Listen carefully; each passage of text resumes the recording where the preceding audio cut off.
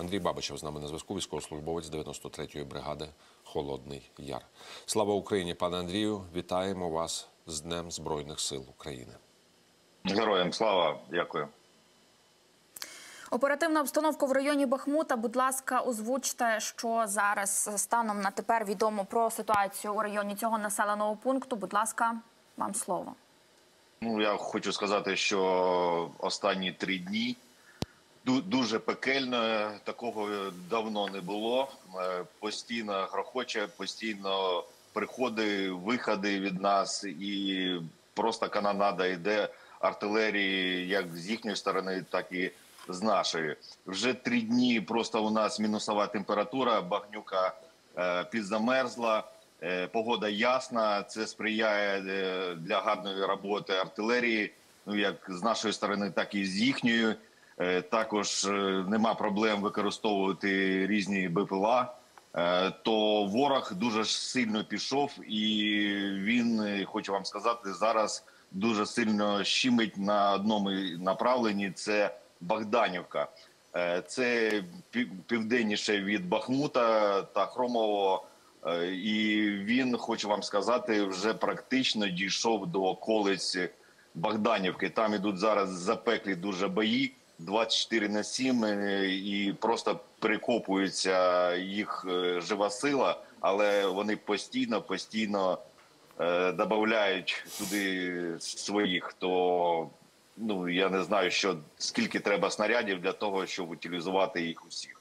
Характер боїв, пане Андрію, зокрема і в районі Богданівки. Ворог штурмує сухопутними підрозділами чи використовує додаткову якусь бронетехніку?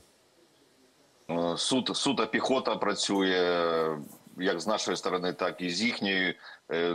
Вони перевищують саме живою силою, тому вони пруть.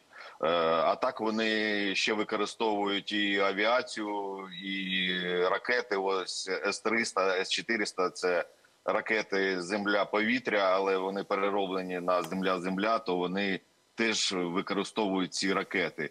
Також вони щільно використовують ланцети.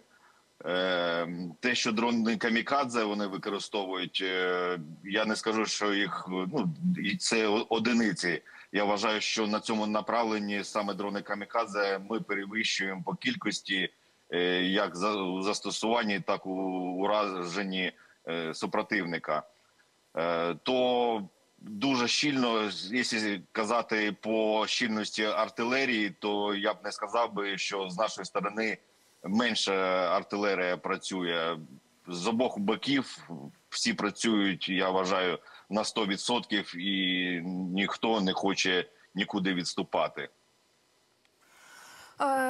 Зрозуміло. Пане Андрію, ще така інформація з'явилася від Інституту вивчення війни, що українські війська здійснили контратаку поблизу Богданівки. Що відомо про це, про що можете говорити офіційно, не офіційно, а принаймні публічно, то, будь ласка, озвучте, що можна.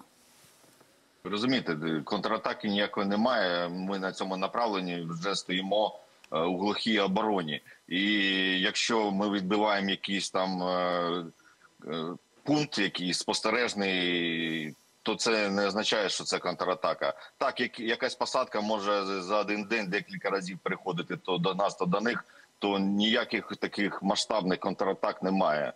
Йдуть бойові дії. Пане Андрію, можливо, є інформація щодо боїв в районі Кліщіївки. Це на південь від Бахмута, пояснюю для наших телеглядачів. От на Кліщіївці у нас там ми мали успіх. На тому тижні дуже сильно продвинувся ворог, і ми відбили ці позиції, де він продвинувся. То ми там маємо успіх, оборона там стоїть зараз міцно, і вже декілька днів там руху ніякого немає біля Кліщіївки у наш бік. А які, на вашу думку, поставив ворог перед собою оперативні тактичні задачі? Тобто, те, що вони підняли градус наступу, це ми розуміємо. Але що, на вашу думку, криється за їхніми задумами? Це все дуже просто. Вони збили наш контрнаступ просто.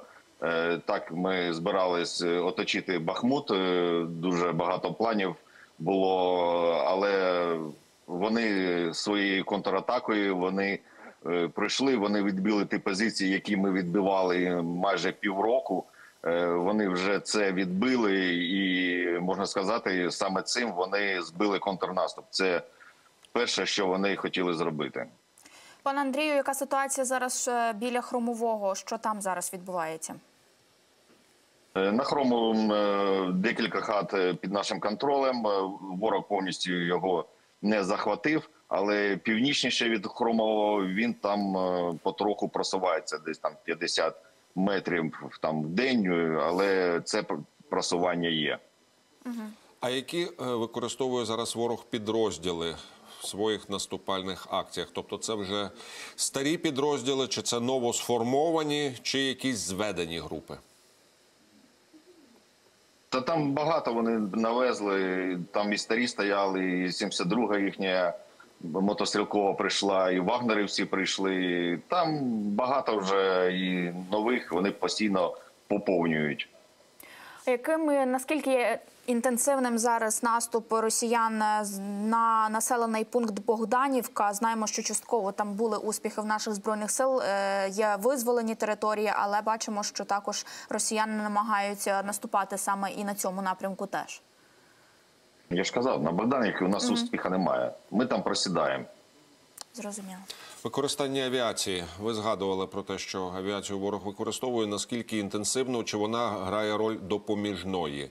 І як вдається радити з російськими БПЛА? Ворог використовує авіацію, керовані авіабомби, Краснополь, які підсвічуються лазером, все це використовується. БПЛА вони менше використовують, тільки ланцети. То так. Зрозуміло, дякуємо вам за вімкнення. Андрій Бабич, військовослужбовець 93-ї бригади «Холодний Яр», був з нами на зв'язку.